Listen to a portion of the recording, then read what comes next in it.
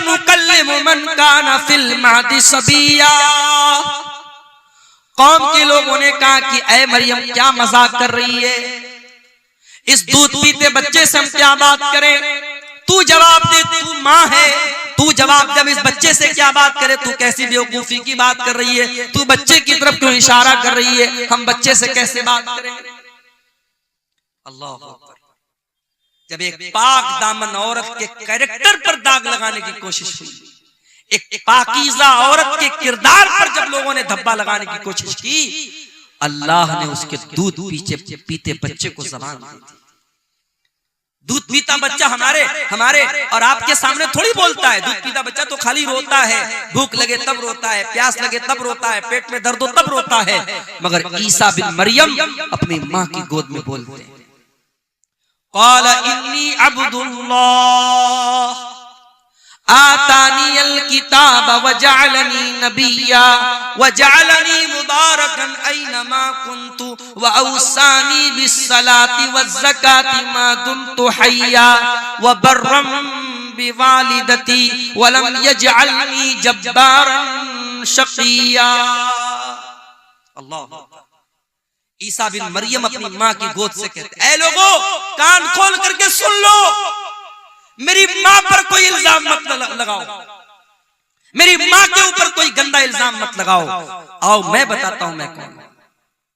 मैं ईसा हूं। I am the slave of God, I am the slave of Allah. मैं अल्लाह का बंदा हूं, मैं अल्लाह का बेटा नहीं हूं। ईसाई कहते हैं कि हम ईसा अलैहिस्सलाम को मानते हैं, उनके चर्चों के बाहर ईसा अलैहिस्सलाम की बातें लिखी होती हैं, उनके चर्च के ऊपर ईसा अलैहिस्सलाम की फोटो लगी रहती है। वो क्रिसमस पर ईसा अलैहिस्सलाम की मूर्ति बना के दुनिया को दिखाते ईसा कैसे पैदा हुए।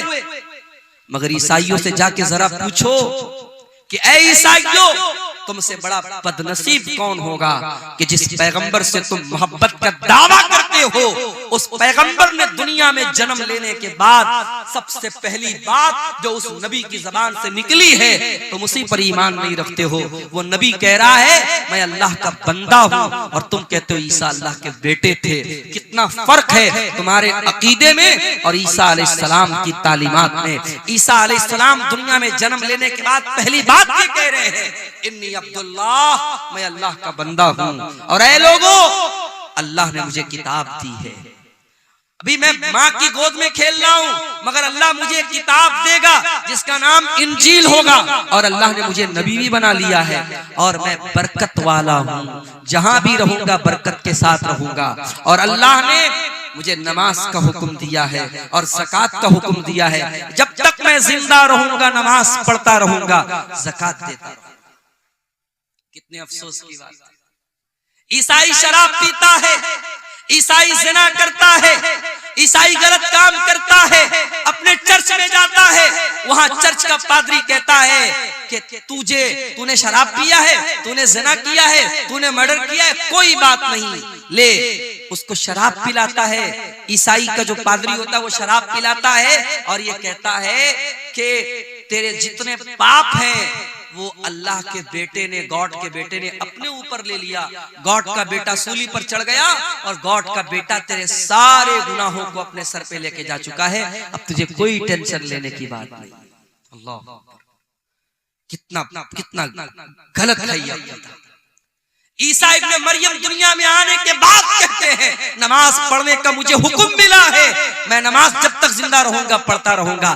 पता ये चला इस्लाम में कोई शॉर्टकट नहीं है कि तुम्हारी नमाज कोई और पढ़ लेगा, तुम्हारी मग़फ़िरत कोई और करवा देगा। नहीं, तुमको नमाज पढ़नी पड़ेगी, तुमको रोजा रखना पड़ेगा, तुमको ज़कात देनी पड़ेगी। ईसा इब्ने मरियम कहते जब तक मैं जिंदा रहूंगा अल्लाह ने मुझे हुक्म दिया है कि मैं नमाज पढ़ता रहूं, मैं ज़कात अदा करूं। वबर्रम बिवालिदती, और अल्लाह ताला ने मुझे अपनी माँ के साथ अच्छा सलूक करने का हुक्म दिया है। वलम यजअलनी जब्बारन शक़िया, और अल्लाह ताला ने मुझे सरकश नहीं बनाया, मुझे बदबख्त नहीं बनाया, मुझे बदनसीब नहीं बनाया, अल्लाह ने मुझे अच्छे नसीब वाला बनाया है। इतनी बात कहने के बाद ईसा इब्ने मरियम कहते हैं वस्सलामु अलैया यौम वुलिदतु व यौम अमूतु व यौम उबअसु हय्या, मेरे ऊपर उस दिन भी सलाम जिस दिन मैं पैदा हुआ, उस दिन भी सलाम जिस दिन मैं मरूंगा, और उस दिन भी सलाम जिस दिन मैं जिंदा उठाया जाऊंगा। हमारा अकीदा ये है। ईसा अलैहिस्सलाम सूली पर नहीं चढ़ाए गए। कान खोल करके सुन लो मेरे भाइयों, ये अकीदा समझ लो। ईसा इब्न मरियम के बारे में जब कहीं किसी से बात करना हो, आपको ईसा अलैहिस्सलाम के बारे में सही इंफॉर्मेशन होनी चाहिए। ईसा अलैहिस्सलाम सूली पर नहीं चढ़ाए गए, उनको सूली पर चढ़ाने की कोशिश जरूर हुई, मगर अल्लाह ताला ने उनको सुरक्षित आसमान पर उठा लिया। वो अपने शरीर के साथ, अपने जिस्म के साथ और अपनी रूह के साथ आसमान पर उठा लिए गए। उनकी जगह उनके एक हमशक्ल को यहूदियों ने सूली पर चढ़ा दिया। वमा कतलूहु वमा सलबूहु, न तो ईसा को कत्ल किया उन्होंने, न ईसा को सूली पर चढ़ाया। वलाकिन शुब्बिया लहुम, बल्कि ईसा अलैहिस्सलाम का एक हमशक्ल उनके सामने पेश किया गया और उसको उन्होंने सूली पर चढ़ाया। अब हमारा ये अकीदा है, कयामत के पहले ईसा अलैहिस्सलाम दुनिया में आएंगे और दज्जाल को कत्ल करेंगे, और इसी तरीके से दुनिया में जितने सूअर हैं, सूअरों का खात्मा करेंगे। और ईसा अलैहिस्सलाम जब आएंगे और वो जिहाद करेंगे, तो वो अहले किताब से भी जिहाद करेंगे, यहूद और नसारा से भी जिहाद करेंगे। और जब ईसा अलैहिस्सलाम यहूद और नसारा से जिहाद करेंगे, तो उनको जिजिया का ऑप्शन नहीं देंगे, वो डायरेक्ट दो ऑप्शन देंगे, या तो इस्लाम कबूल करो या फिर मुझसे जंग करो। तो उनके जमाने में जिजिया का ऑप्शन खत्म हो जाएगा। और इसी तरीके से ईसा इब्न मरियम दुनिया में आएंगे और कई साल तक रहेंगे। उनके दौर में अमन और चैन और सुकून रहेगा, और फिर वो नेचुरल अपनी मौत से हमकनार होंगे, उनको मौत आएगी और फिर वो अल्लाह ताला को प्यारे होंगे, अल्लाह के पास जाएंगे। ये हमारा अकीदा है। इसीलिए अल्लाह जब इस वाक़े को बयान करता है, अल्लाह कहता है ज़ालिका ईसा इब्न मरियम क़ौलुल हक़्क़िल्लज़ी फ़ीही यम्तरून, ये ईसा इब्न मरियम है, ये अल्लाह के सच्चे कौल हैं, अल्लाह की सच्ची बात इनके बारे में है, जिनके बारे में लोग शक और शुबहा कर रहे हैं। तो हजरत ईसा अलैहिस्सलाम के बारे में ये मोटी मोटी बात मैंने सोचा कि आपके सामने रख दूं, ताकि ईसा अलैहिस्सलाम के बारे में एक सही विचारधारा, एक सही नजरिया आपके दिलो दिमाग में पैदा हो जाए। अल्लाह ताला हम सबको हजरत ईसा अलैहिस्सलाम, अच्छा ये भी याद रखिए, ईसा अलैहिस्सलाम के बारे में दुनिया में 3 गिरोह पाए जाते हैं। एक ईसाइयों का गिरोह है जो ईसा अलैहिस्सलाम को अल्लाह का बेटा करार देता है, अल्लाह के बराबर करार देता है, वो भी गुमराह है। और एक यहूदियों का तबका है जो ईसा अलैहिस्सलाम को बुरा भला कहता है, उनको हराम की औलाद कहता है, उनको नऊजुबिल्लाह ज़िना की औलाद कहता है। यहूदी भी हजरत ईसा से दुश्मनी में गुमराह हुए, ईसाई उनसे मोहब्बत में गुमराह हुए, यहूदी उनसे दुश्मनी में गुमराह हुए।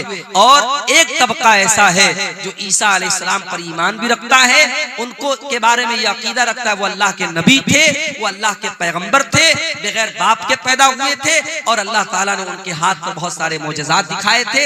और इस तबके को मुसलमान कहते हैं। हम और आप ईसा इब्न मरियम के ऊपर ईमान मानते हैं। मेरे अजीजों, इस तमहीदी गुफ्तगू के बाद मैंने जो नज़्म पढ़ी थी तकरीर के बाद, आपने गौर किया होगा उस नज़्म में मैंने नौजवानों को खिताब किया था। आज हमारे कौम में अगर कोई तबका ऐसा है जो सबसे ज्यादा जिस पर काम करने की जरूरत है, तो वो तबका नौजवानों का तबका है। और दुनिया की हर कौम अपने नौजवानों को ट्रेंड करती है, अपने नौजवानों को मजबूत करती है, अपने नौजवानों पर मेहनत करती है। आज हमारी कौम का नौजवान कहां जा रहा है?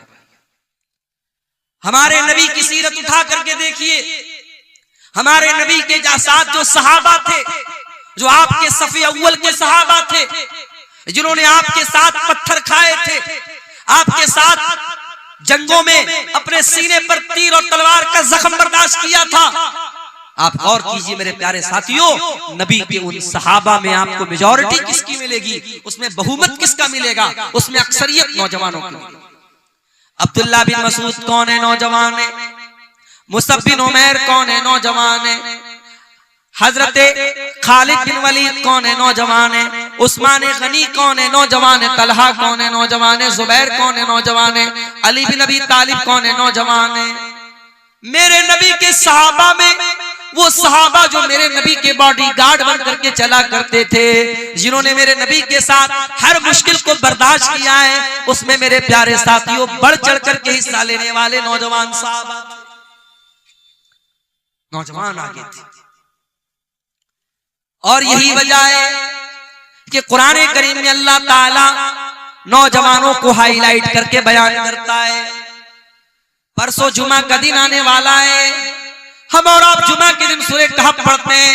सूरह कहफ में अल्लाह ताला ने एक वाकया बयान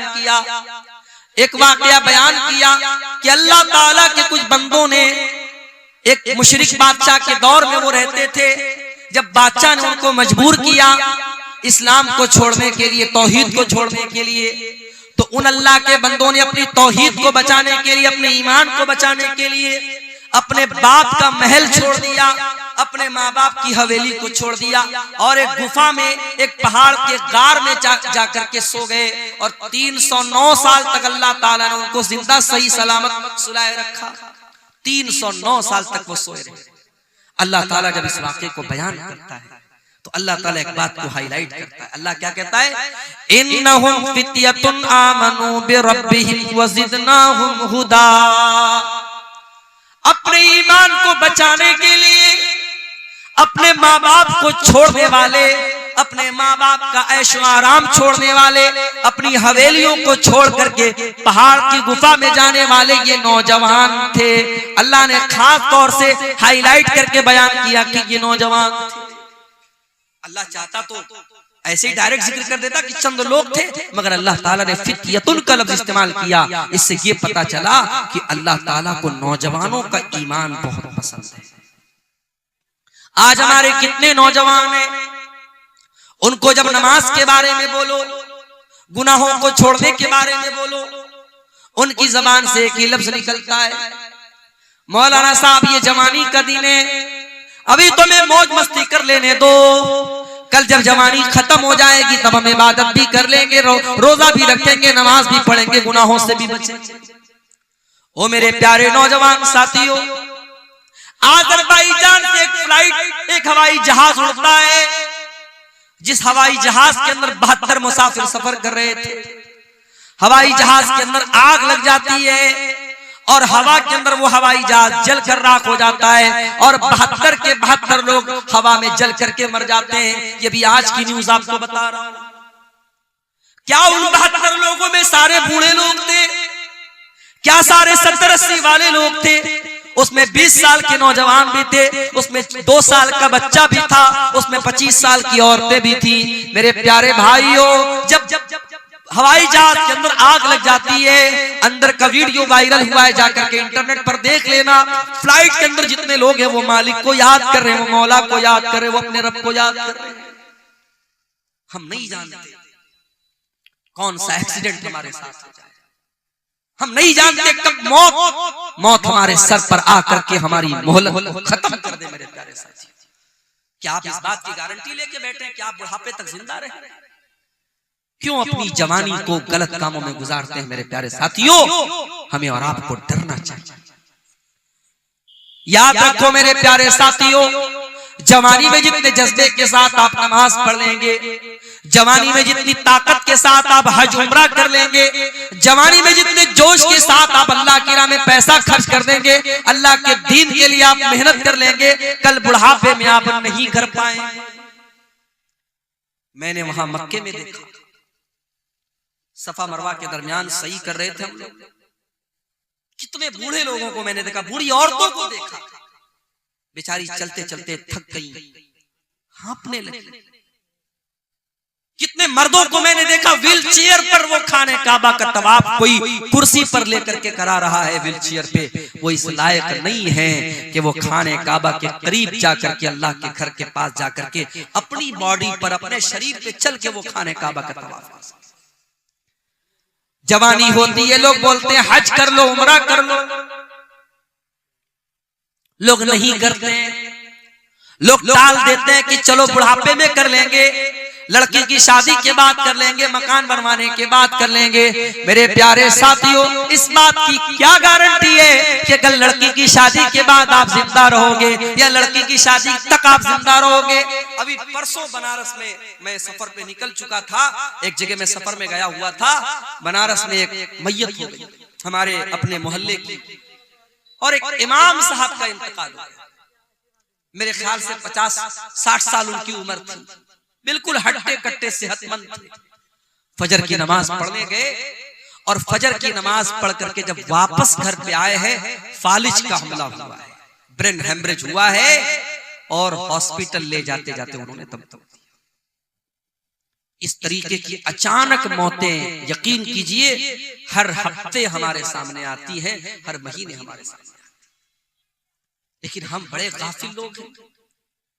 किसी मदरसे में, किसी स्कूल में इम्तिहान का टाइम करीब आता है, जो बच्चा साल में कभी पढ़ाई नहीं करता है, अगर उसको पास होना है, अगर उसको अगली क्लास में जाना है, तो वो नादान बच्चा भी सोचता है नहीं यार साल भर नहीं पढ़ा, चलो कोई बात नहीं, इम्तिहान आ गया, एग्जाम आ गया, अब तो थोड़ी पढ़ाई कर लूं। वो मेहनत करता है, पढ़ाई करता है, उसको मालूम है अगर अब मैंने मेहनत नहीं की तो मैं पास नहीं हो पाऊंगा। मेरे प्यारे साथियों, क्या हमारा और आपका इम्तिहान करीब नहीं है? क्या हम अपनी मौत से करीब नहीं है? हम नहीं जानते हमारा वो इम्तिहान कब शुरू हो जाएगा, मौत कब आ जाएगी, हम नहीं जानते। हम कितने नादान हैं, हमको मालूम है हमारा इम्तिहान कभी भी लिया जा सकता है और हम कोई तैयारी नहीं कर रहे हैं। इसीलिए अल्लाह कुरान में कहता है इक़्तरबा लिन्नासि हिसाबुहुम व हुम फी गफलतिन मुरिदून। ओ लोगों, तुम्हारे हिसाब का टाइम करीब आ चुका है, फिर भी तुम गफलत की नींद सो रहे हो।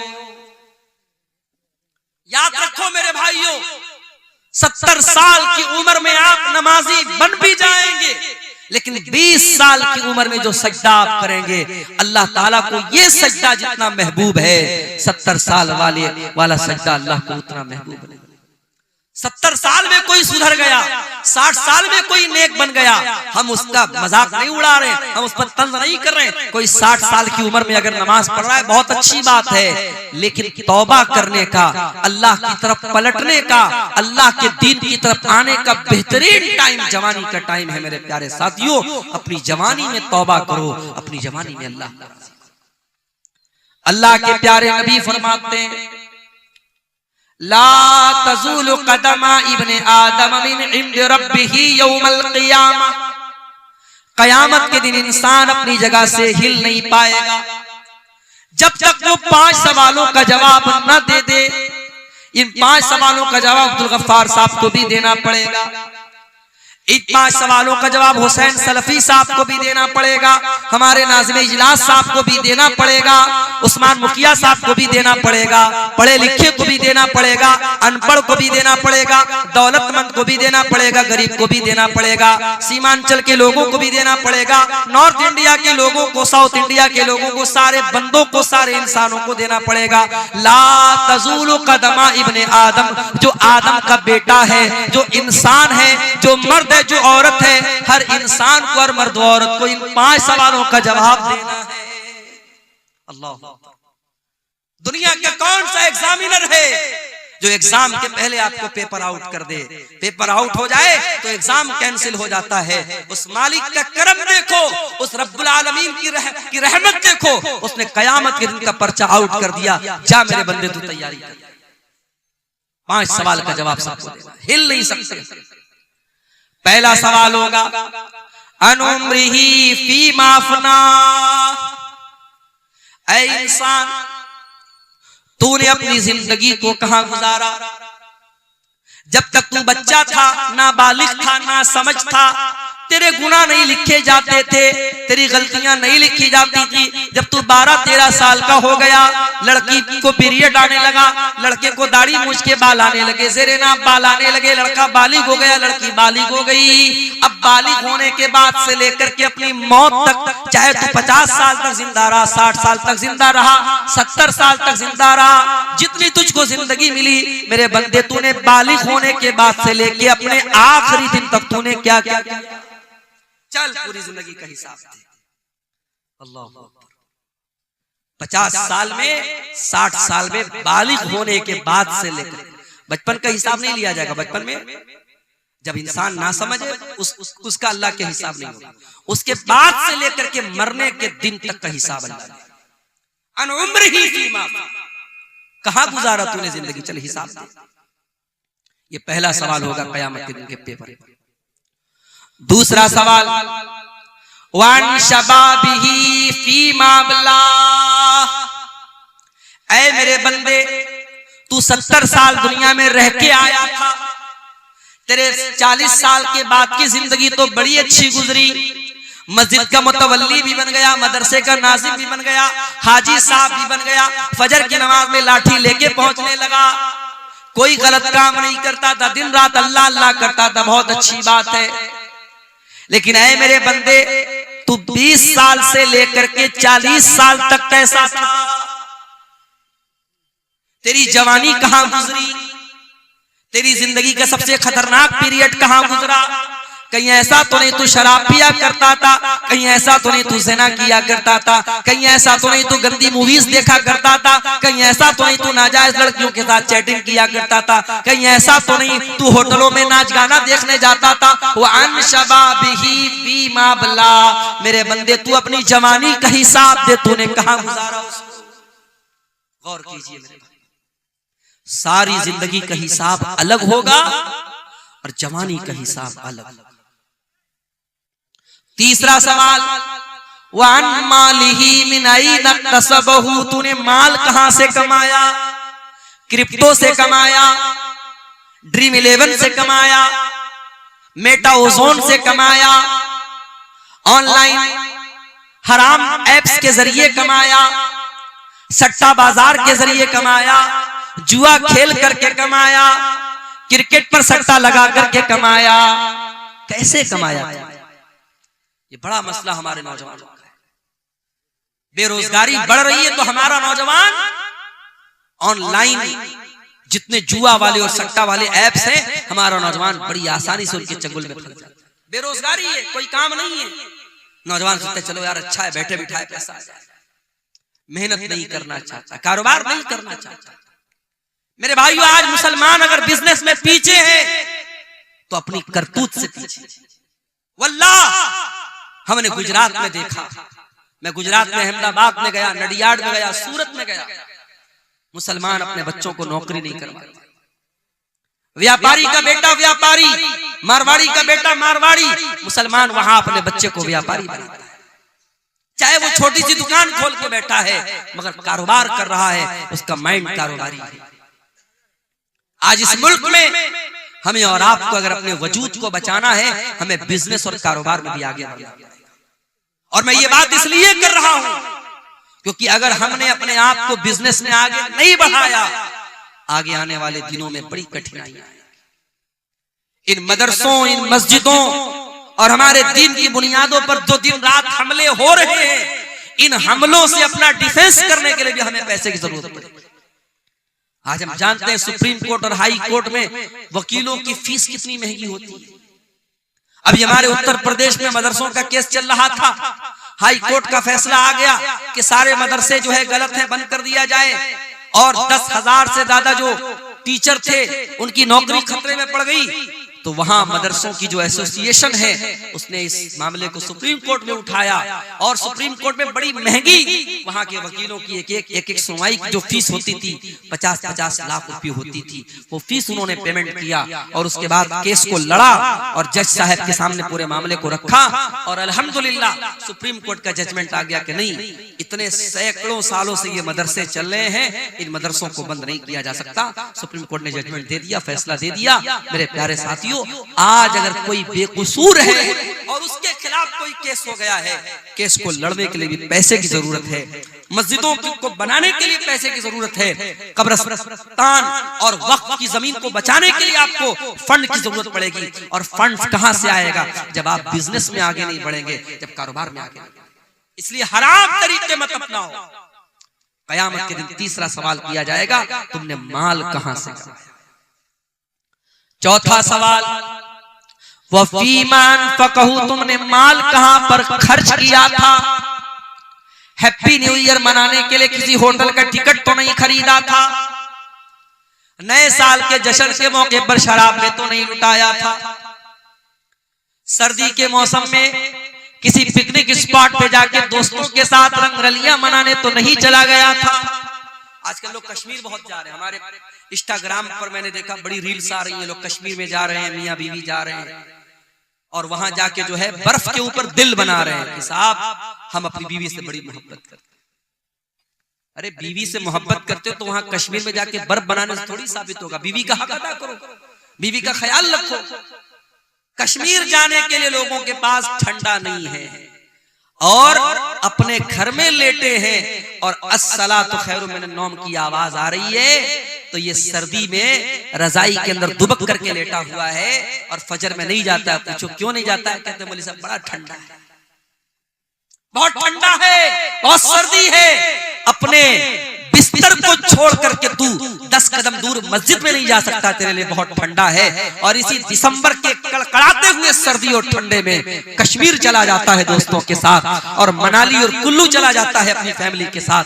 मेरे प्यारे साथियों, इससे पता ये चलता है कि तेरे दिल में अल्लाह की मोहब्बत कितनी है, तेरे दिल में ईमान की मोहब्बत कितनी है। चौथा सवाल ये होगा, पैसा कहां खर्च?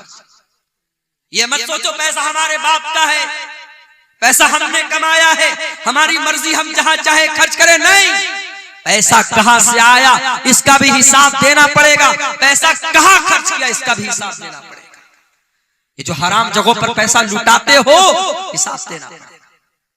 शायर आ रहा है, शायरी पढ़ रहा है। अभी एक वीडियो मैंने देखा, शायर उल्टी सीधी शायरी पढ़ रहा है, लोग नोटों की बारिश कर रहे हैं।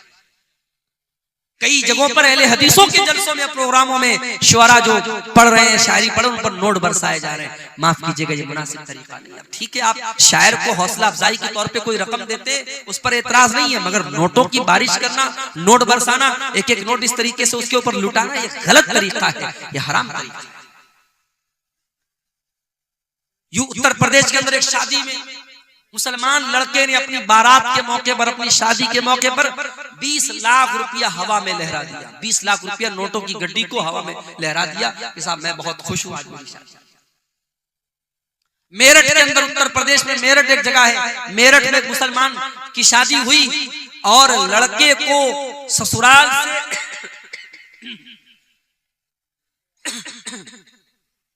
लड़के को ससुराल से 2.5 करोड़ रुपए की रकम मिली, और मौलाना साहब जो निकाह पढ़ाने आए तो उनको 11 लाख रुपए कैश। हमारे यहाँ जब ये न्यूज आई तो हमारे बहुत सारे मदरसे के टीचरों ने कहा कि चलो अब वही मेरठ में चल के हम लोग निकाह पढ़ाते हैं। 11 लाख रुपया एक निकाह का मिल रहा है। तो मुसलमान पैसा लुटा रहा है भाई।